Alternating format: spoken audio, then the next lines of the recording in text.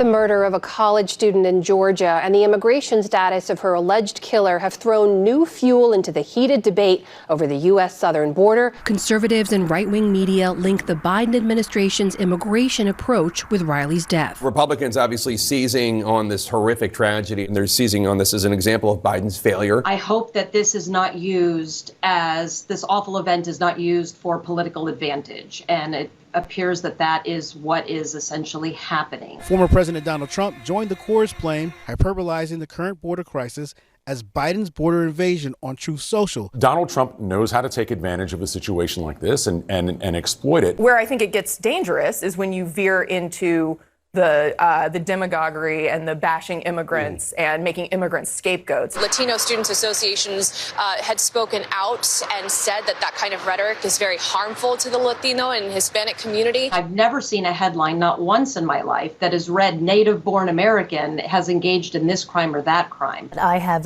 been texting with the suspect's wife, Leilyn Franco. She told me this: we can't put a nationality on a criminal. There are criminals all over the world. We've had a series of crimes where police say migrants were to blame. Obviously, they don't commit all the crime in this country. Undocumented immigrants are not engaging in more crime. Immigrants are not the ones engaging in crime. Republicans passed up on this chance to have a bipartisan border security bill. A cynical, political, nakedly political play by Republicans. Boy, oh boy, oh boy, oh boy, oh boy, oh boy, oh boy. It's not looking good at the communist news network CNN, because it seems like this network is on the verge of collapse, okay? And I have thoroughly covered the collapse of CNN as a legitimate news network. I'm not sure if they ever were. Maybe they were when Don Lemon was doing segments about how black people need to pull their pants up, right? I mean, that's the last time I could think about CNN being a somewhat legitimate source of news.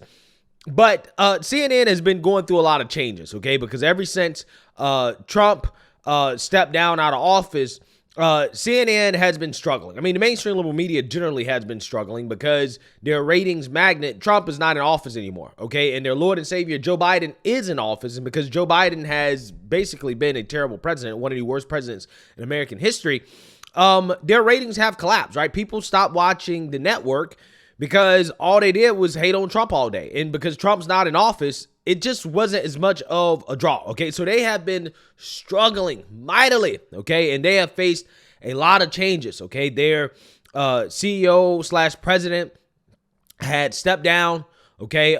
They had another guy come in and take his place. That guy was basically ousted because he wanted to take the network in a more neutral direction. The woke anchors, the propagandists at the network didn't like it. Eventually, he was ousted. He had to go. And now they have a new CEO that is basically on the verge of issuing a mass layoff of the network superstars, including hosts like Anderson Cooper and Chris Wallace. Apparently, they are on the chopping block because the network is struggling mightily. Now, if any of you guys are wondering why the network is struggling outside of the fact that Trump's not in office, well, it's because of their piss poor coverage of the news, okay? They're clearly and obviously a news network that is devoted towards left-wing propaganda, even at the cost of lives in this country. Like, take, for example, the coverage of the Laken Riley situation, okay? A situation that has happened, a tragic situation involving the death of a 22-year-old college student, nursing student, that happened because of Biden's open border policies. Now, instead of connecting the murder back to Biden's open border policies, letting illegal immigrants into this country, a lot of whom are criminals, gangs that are operating within the United States, posing a danger to normal, regular, everyday people. And as a result, again, you had this college student be murdered by an illegal immigrant. No. CNN decides that we're not going to talk about that. We're not going to talk about the real issue that is being posed by the unfettered illegal immigration. No, the real victims here in this situation, again, it's not the college students. It's not the taxpayers footing the bill. No. It's actually the Latino students that are facing hate and bigotry as a result of the backlash against the unfettered illegal immigration that's being allowed to happen in this country. Take a look. I want you to think back to Charlottesville, 2017. hateful rhetoric led to the white supremacist march at the University of Virginia and the violence that happened a day later. Well, now there's real concern that right-wing rage aimed towards migrants could put lives in danger again, this time in Georgia. The fallout is from the case of Laken Hope Riley. She was 22 years old, a nursing student, a recent UGA graduate. Police say that she was murdered by an undocumented migrant. I want you to watch this briefing on the case with the mayor of that county where the University of Georgia is. I want to say that we center our work here in Athens-Clarke County in people's humanity. And part of everybody's humanity is the expectation of human dignity. While 2019 was not that long ago, you might remember the dynamic we were living in the late teens in this country, where you had the President of the United States speaking in the most vile terms about people who were foreign born. And you had that notion metastasizing in places like Charlottesville. You heard the mayor there reference Charlottesville, and a protester shouted, "This is an invasion." Well, students say they've seen anti-Latino rhetoric circulating on campus, and some say they've been confronted, told to go back to their countries. In a joint statement, both UGA's Hispanic Student Association and Campus Latino Mentoring Organization, LISTO, they released a statement. And they say the hurtful and discriminatory comments made following the tragic loss of one of our own have deeply shaken us all. Such grief should not be made use for racism, hatred, or xenophobia. Well, since Riley was killed, there's been a new push in the Georgia legislature for stricter immigration enforcement laws. It's a big story on campus at UGA right now. Critics of a bill passed Thursday by the Georgia House say it sets immigrants up to be victims of racial profiling.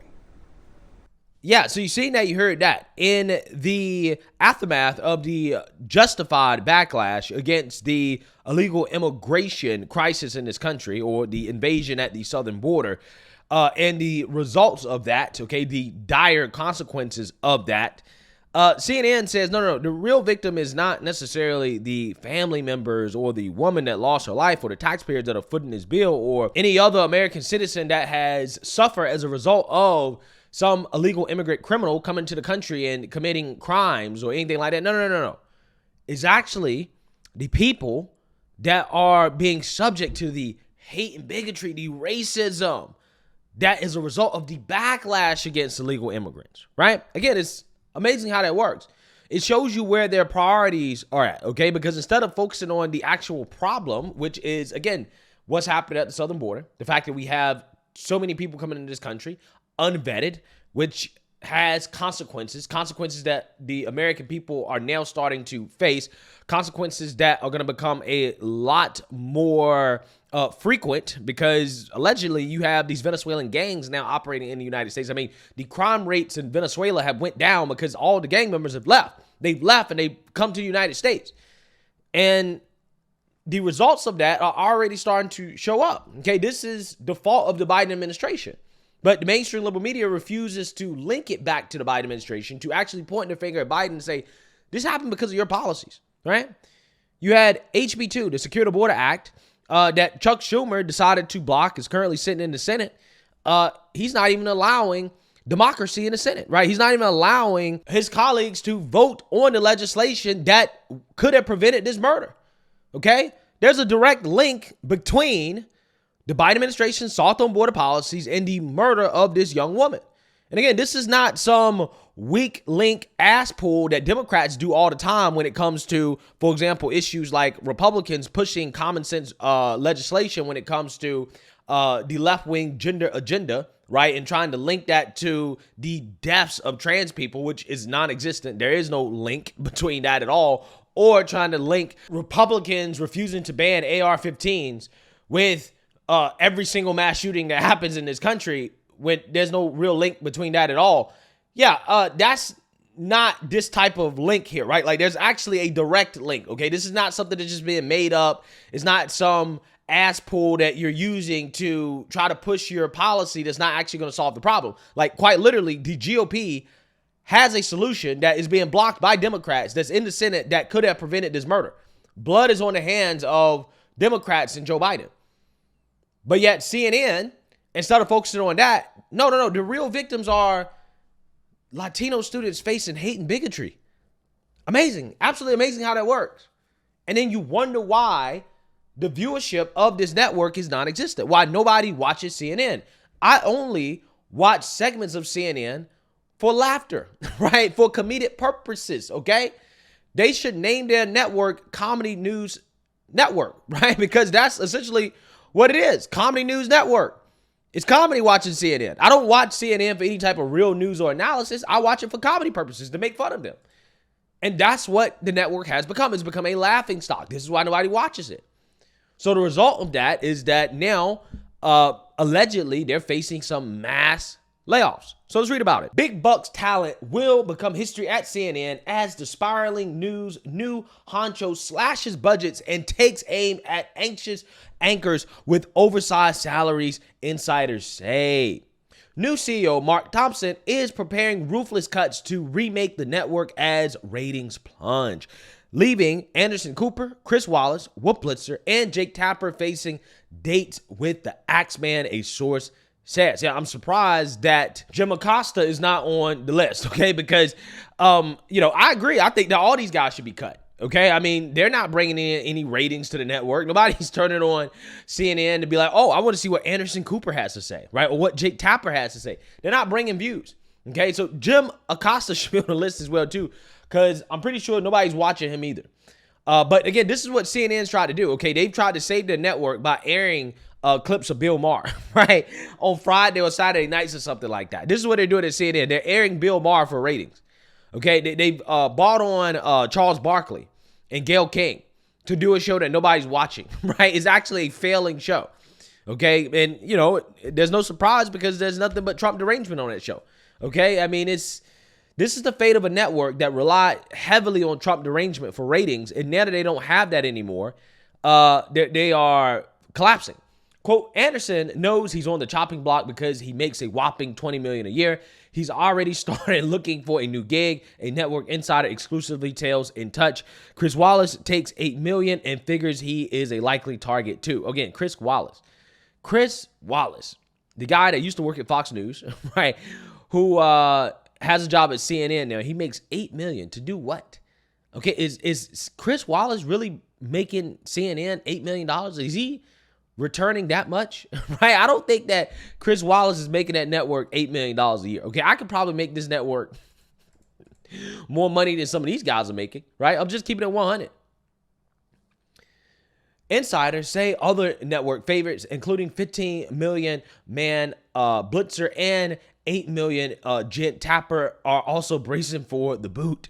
Quote, everybody knows the focus is on cutting costs. The insider continues, no one is safe. Again, they've been saying that for years at CNN, right? They've been saying that for years. They've been doing mass layoffs for years. Contracts for most of the heavy hitters, including Cooper and Tapper, won't expire until after the November election. But insiders say that after that, all bets are off. Yeah, I mean, especially if Biden wins again, right? If Biden wins again, it's over for these people. Now, if Trump wins, that might actually save CNN, because the Trump derangement will be in full swing again. Okay, like, again, if Trump wins, that's actually the best thing for these networks. Okay, these liberal media networks will benefit the most from a Trump win. Okay, because they can do the Trump derangement for 4 more years. Now, if what they say they want to happen to Trump happens, if he loses and he goes to jail, then, I mean, they're not going to have anybody to fearmonger about anymore. They're going to have to find a new Trump, right? And quite honestly, I don't think they have one. Okay, so yeah, I mean, if Biden wins, it's over, right? It's over for CNN and a lot of these liberal media outlets, okay? They will struggle with viewership, okay? But if Trump wins, they may be able to survive because, again, the Trump derangement will be at an all-time high. Again, if you guys, I'm telling you, if Trump wins, the amount of Trump derangement syndrome is going to be astronomical, okay? I mean, what we're going to see from the left, the amount of outrage is going to be unprecedented. I know it's hard to imagine, but I'm telling you, it's going to be more than we've ever seen before in this country. A rep for Tapper insists talks of his ouster is false, but Thompson is known for wielding a sharp axe to get to a desired bottom line. He recently removed host Poppy Harlow and Phil Mattingly from CNN This Morning and consolidated all the network's production offices to Atlanta to save dough. Yeah, turns out Don Lemon wasn't the problem, right? He wasn't the problem with CNN This Morning. Nobody wants to watch CNN in the morning for their news, okay?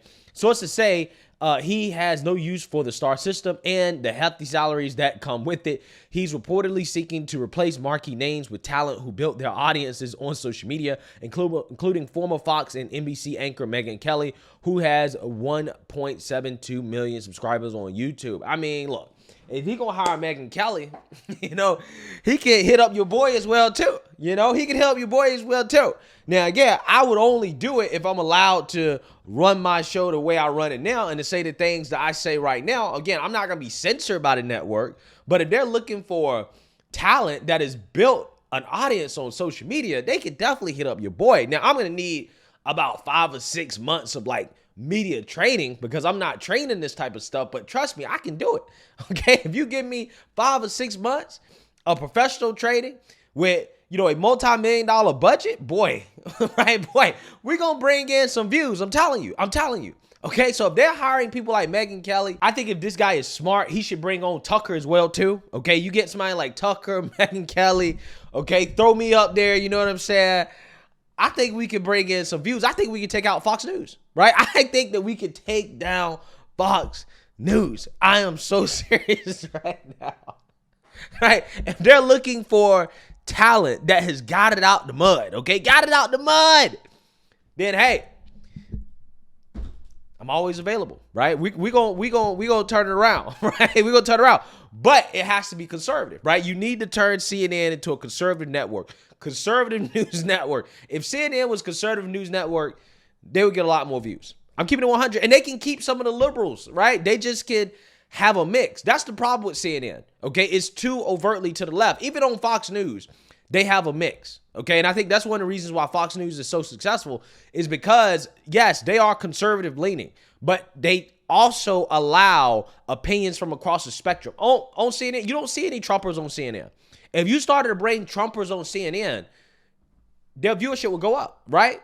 I guarantee you they could be MSNBC, but under no circumstances is CNN going to be able to out-leftist MSNBC. It's not going to happen. And that's what they've been trying to do, and it's not going to work because MSNBC is the most extremist leftist network on cable television, period. And CNN is not going to outdo that, right? You don't gain anything by trying to outdo them. The network posted its lowest numbers since 2014 at the end of 2023 and also hit an all-time low with the 25 to 54 age segment coveted by advertisers. Quote, CNN is trying to keep up with the news landscape and become a digital-first provider, snaps a source. Quote, it makes sense for them to pursue anchors who have already established a presence there, especially if TV becomes history in their portfolio. I mean, it is. I mean, more so than anything, is really legacy media. Legacy media is a thing of the past, okay? People are getting their news from online. So it would make sense to try to seek talent that has been successful online, right? I mean, that makes sense, okay? But, you know, I think more so than anything with CNN, the problem is that they're overwhelmingly leftist. They're overwhelmingly Democrat propaganda, and how they're covering stories like the Lake and Riley story is exactly what I'm talking about. That's why their network is struggling. Nobody wants to watch that shit, right? I'm keeping it 100. Nobody wants to watch that. But what people do want to see, though, is for networks like CNN to hold the Biden administration accountable when it comes to their policies that led to that tragic murder and that death that happened unnecessarily, and calling out the Biden administration, calling out Chuck Schumer for blocking Republican legislation in the Senate that could have prevented that from happening. That's what people want to see. And if they actually started doing that, then they get some viewers. But hey, what do I know? I'm just some dude on the internet. Let me know what you guys think. Make sure you like, comment, and subscribe. Most importantly, share a Black conservative perspective. Peace.